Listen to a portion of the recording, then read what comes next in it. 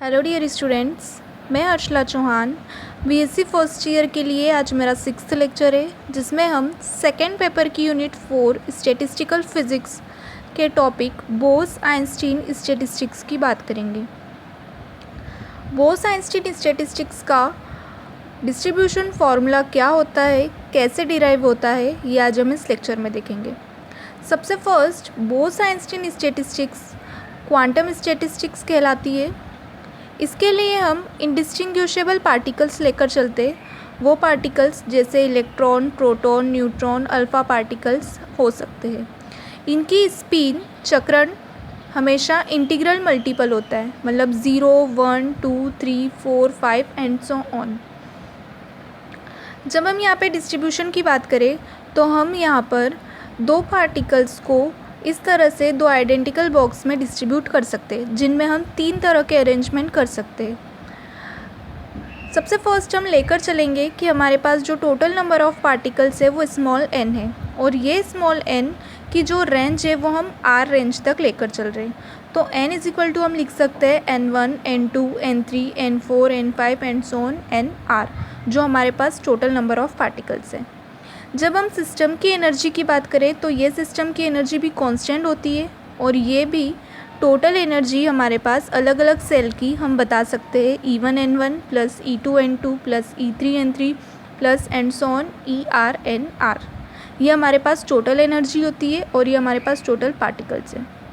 डीजनरेसिस की बात करें तो हमारे पास G1, G2, G3, G4, G5 and so on GR डीजनरेसिस है। डीजनरेसी का मतलब होता है कि जो भी हम सेल लेकर चल रहे उसमें जो एनर्जी स्टेट्स होते हैं वो सभी सेल्स में इक्वल होती है। यहाँ पर हमारे पास जो NR पार्टिकल्स है इनको डिस्ट्रीब्यूट करने के लिए हम GR-1 सेल्स लेंगे। यहाँ पर हम GR की बात करें तो GR शो करता है बार को। हमारे पास यहाँ पर नंबर ऑफ़ बार से 5, जब हम इसको अरेंज करें तो हमारे पास यहाँ पर नंबर ऑफ़ सेल्स हो जाएंगे GR-1 इज़ इक्वल टू 4। मतलब हमारे पास NR पार्टिकल्स को डिस्ट्रीब्यूट करने के लिए GR-1 सेल्स है जिनमें हम इन पार्टिकल्स को डिस्ट्रीब्यूट कर सकते हैं। तो यहाँ पे यदि हम अरेंजमेंट देखें तो हम इस अरेंजमेंट को लिख सकते हैं NR प्लस GR-1 फैक्टोरियल। अब हमारे पास टोटल अरेंजमेंट, हमारे पास total number of particles NR particles है, सेल्स हमारे पास हो गए GR-1, तो हमारे पास यहाँ पे टोटल नंबर ऑफ़ अरेंजमेंट हो जाएगा NR plus GR-1 factorial upon GR-1 factorial NR factorial. Equation first. Then according to priori probability, उसके अकॉर्डिंग W प्रोपोर्शनल होता है R के। R यहाँ पर जो भी हम टोटल अरेंजमेंट लेकर चल रहे हैं वो है। यहाँ पर हमारे पास R है, हमारे पास R इज़ इक्वल टू है ये वाली पूरी कंडीशन। इस R को हम अलग अलग पार्टिकल और अलग अलग सेल में यदि देखें तो हम यहाँ पर N1 G1, N2 G2, N3 G3 and so on NR GR particles और सेल्स लेकर चलेंगे। तो हम इस पूरी टर्म को इस तरह से अलग अलग डिस्ट्रीब्यूशन में भी बता सकते हैं। देन वही लास्ट में हम इसका पूरे का समीशन ले लेंगे जो लास्ट रेंज R तक है। तो W is equal to summation of R, वो वाली पूरी टर्म इनटू कांस्टेंट। ये W को हम इस तरह से पूरा लिख देंगे। देन इसके बाद हम दोनों तरफ लॉग लेकर चलेंगे तो ये पूरी कंडीशन हो जाएगी log W। देन इस टर्म में जब हम इसका लॉग लेंगे तो ये फॉर्मूला हो जाएगा log m/n is equal to log m minus log n। Then इस पूरी कंडीशन में फॉर्मूला अप्लाई हो गया log m minus log n, ये दोनों टर्म प्लस कांस्टेंट टर्म यहाँ मल्टीप्लाई, देन log के बाद ये हो जाएगी प्लस कांस्टेंट। अब यहाँ पर हम मान के चलेंगे कि जो कंडीशन हम लेकर चल रहे थे NR प्लस GR-1 वो अप्रोक्सीमेट होगी NR प्लस GR के, और GR-1 वाली जो टर्म है वो अप्रोक्सीमेट होगी, लगभग बराबर होगी GR के।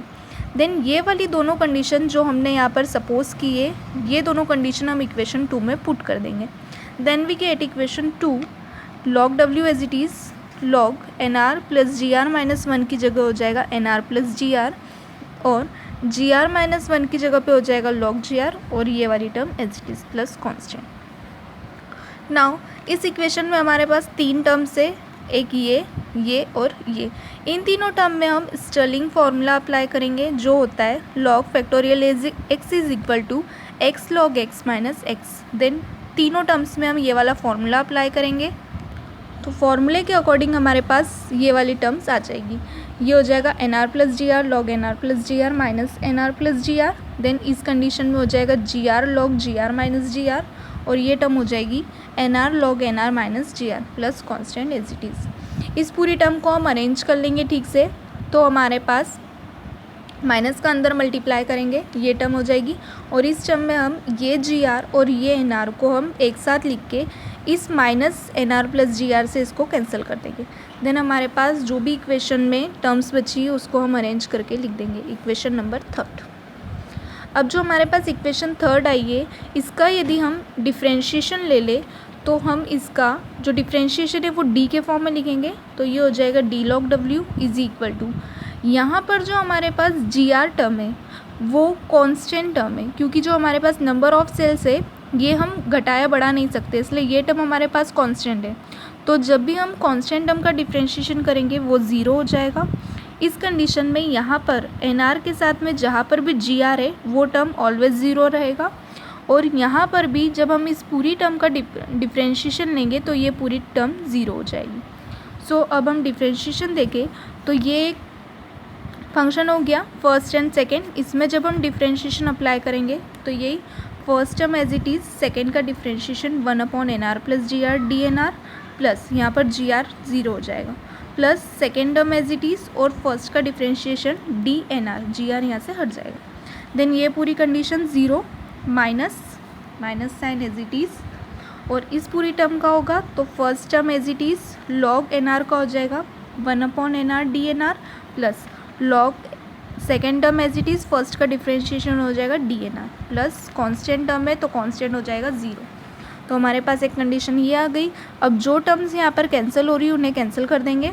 देन यहाँ पर यदि हम देखें तो यहाँ पर हमारे पास एक डी एन आर बचेगा, और ये वाली पूरी टर्म ज़ीरो हो गई, और ये माइनस का साइन अंदर जाएगा तो माइनस का डी एन आर, तो प्लस का डी एन आर और माइनस का डी एन आर भी कैंसिल हो जाएगा, और ये दो टर्म्स बचेगी। हमारे पास जो टर्म बची है लॉग, ये यदि हम देखें तो ये formula log m minus N की तरह है, तो हम इसको लिख सकते हैं log N R plus G R upon N R D N R is equal to zero, equation 4। अब हमारे पास जो इक्वेशन 4 आई है, इस कंडीशन के साथ साथ हमारे पास दो तरह के कंस्टेंट और लागू होते हैं स्टैटिस्टिकल के लिए।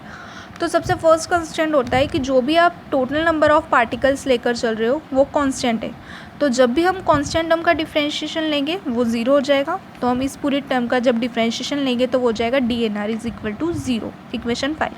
As it is second constant जो है वो ये है कि जो हमारे पास टोटल सिस्टम एनर्जी जो है वो भी हमेशा कांस्टेंट रहती है।